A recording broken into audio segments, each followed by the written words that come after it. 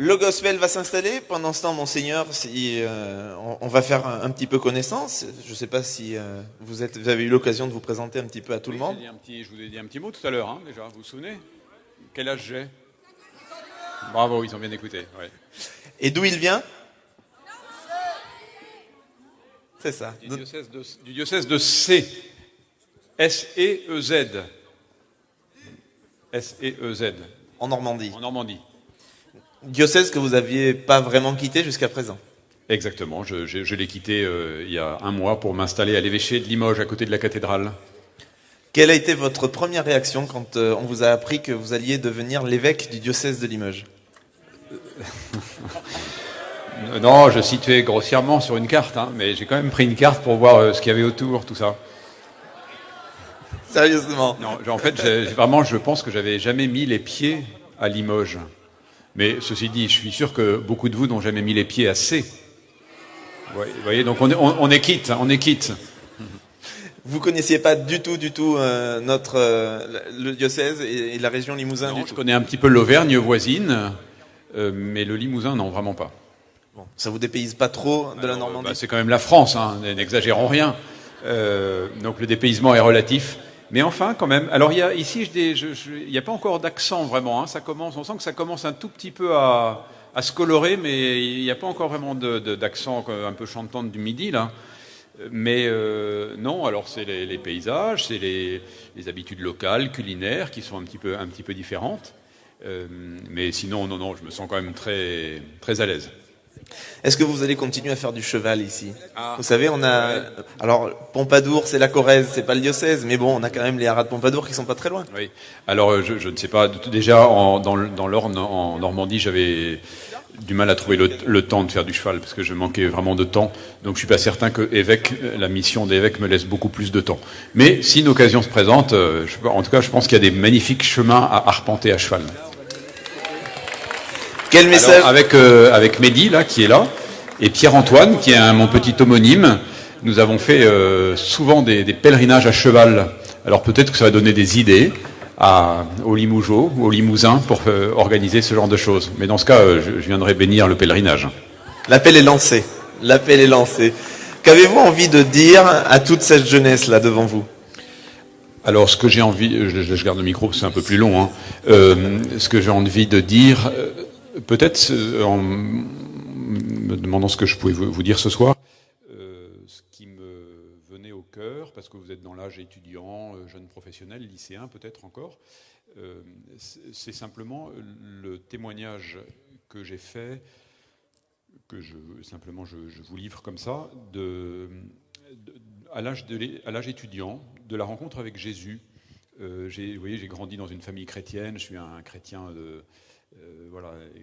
élevé un peu au biberon dans la foi chrétienne. Et puis, comme beaucoup de jeunes adolescents, sans renier Jésus, sans le renvoyer, l'exclure de ma vie, je l'ai un petit peu laissé de côté, parce que, en fait, c'est pas Jésus que je laissais de côté, c'est une espèce d'image que j'avais de ce qu'était la religion catholique, la pratique, etc. Et puis, quand j'étais étudiant, je me suis interrogé, j'ai fait des études de droit, un petit peu par hasard. Je savais pas trop, après mon bac, quoi faire. Donc, le droit, ça permet d'ouvrir plein de portes. Donc, je suis rentré à la fac sans trop savoir ce que je voulais faire. Et puis, il a fallu que je me spécialise un peu dans mes études. Et au fur et à mesure, à chaque fois que je me disais, mais au fond, qu'est-ce que je veux faire comme job? Je suis rentré en droit, il faut que je trouve quel métier je veux faire. Et puis, je me posais des questions plus profondes. Simplement, je me disais, qu'est-ce que je veux faire de ma vie? Et c'est à ce moment-là qu'il y a eu dans ma vie vraiment un don, une grâce de Dieu qui est passé par des rencontres avec à la fois des jeunes chrétiens qui vraiment prenaient leur foi au sérieux, et puis des prêtres, et puis vraiment aussi des rencontres intérieures avec le Seigneur, qui ont fait que la foi, pour moi, c'est devenu la figure de Jésus-Christ qui m'a vraiment ébloui et qui m'a transformé. Et au fond, je m'apercevais que ce que je cherchais dans ma vie, que c'était du sens, et que ma vie d'étudiant, elle était très joyeuse, j'avais plein d'amis, je m'arrangeais à peu près pour passer d'une année sur l'autre, quitte à repasser des examens. À l'époque, ça se passait en septembre, donc quand je n'avais pas assez travaillé, je repassais des examens en septembre, mais je me débrouillais à peu près dans mes études, et pourtant il y avait un vide dans ma vie. Alors je ne sais pas si, quand vous réfléchissez à votre avenir, à votre vie, vous avez de temps en temps ce sentiment qu'il peut manquer quelque chose. Et du coup, quand il manque quelque chose, on cherche ce qui manque. Et pour moi, ce qui manquait, c'était la lumière que Jésus apporte à toute vie d'homme et de femme, et qui m'a tout d'un coup, qui s'est révélée à moi comme la clé de ma vie, du sens de ma vie et du sens de l'histoire humaine. Et vraiment, si j'ai quelque chose à vous dire, parce que c'est la question, je fais un petit détour, mais à travers ce petit témoignage, ce que je voudrais vous dire, c'est que vous êtes chrétien puisque vous êtes là. Alors, vous voyez, on ne peut jamais prétendre qu'on est vraiment chrétien. On est toujours des mauvais disciples. On n'est jamais un bon chrétien. Parce que être chrétien, c'est suivre Jésus, et ça nous emmène dans une aventure tellement, tellement vaste qu'on est toujours un peu en retard, on est toujours derrière ce que Jésus nous demande. Mais donc vous êtes là parce que vous êtes chrétien, mais vraiment, si j'ai quelque chose à vous dire, c'est de vous inviter à essayer ou à cultiver, parce que peut-être vous avez déjà fait cette expérience, de faire la rencontre de l'amitié avec Jésus. Que votre foi, ce soit plus simplement des idées, ce soit plus simplement de la pratique, des actes à poser, que ce soit plus simplement des valeurs. Souvent, vous voyez, les gens disent moi, dans l'Église, j'aime les valeurs de solidarité, de respect, de tolérance, etc. Toutes choses très belles, mais il n'y a pas besoin d'être chrétien pour avoir ces valeurs.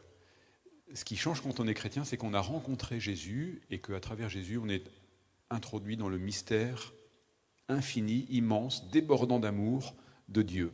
Et quand on a expérimenté ça dans notre vie, tout change.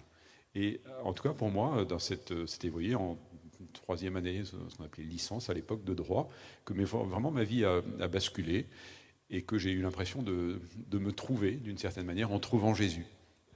Voilà. Donc la seule chose que j'ai envie de vous dire, et puis qu'on essaiera de cultiver ensemble, alors pas en direct, parce que l'évêque, vous voyez, il n'est pas toujours en direct avec les jeunes, il y a des aumôniers, il y a des animateurs, et voilà. Mais en tout cas, ce que vous avez à faire, c'est chercher à progresser dans l'amitié avec Jésus, qui devienne pour nous, pour vous, pour chacun, non pas une idée, non pas une figure historique, mais vraiment un ami. Vous voyez, ce qui est extraordinaire et absolument incroyable à proprement parler, pourtant nous y croyons, c'est que Dieu, qui est l'infiniment grand, créateur de toutes choses, il a voulu être notre ami, et qu'il s'est fait notre ami en Jésus.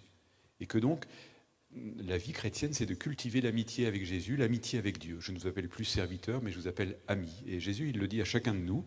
Et quand on a commencé à avancer dans cette amitié-là, alors ça nous entraîne dans une aventure qu'on appelle l'aventure de la sainteté, qui est, vous voyez, je pense que, comme tout jeune, vous avez le goût de l'aventure, des émotions fortes. Eh bien, je vous propose la plus belle et la plus forte des aventures, c'est l'aventure de la sainteté, c'est-à-dire de marcher sur le chemin où Jésus vous appelle, chacun.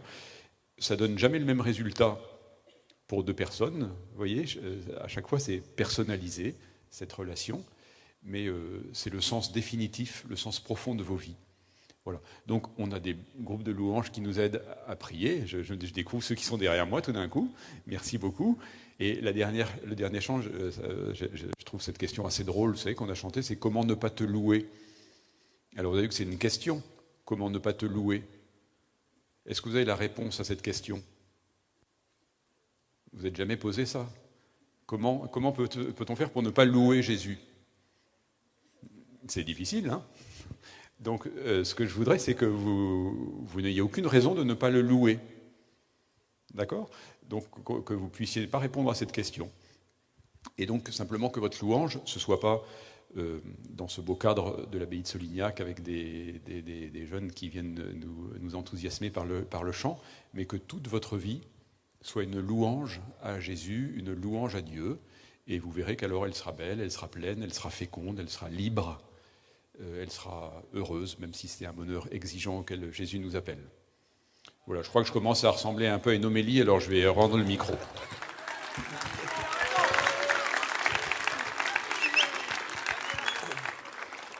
Merci beaucoup, Monseigneur Pierre-Antoine Bozo. Une dernière question, peut-être avant d'écouter nos amis qui commencent à avoir froid du gospel.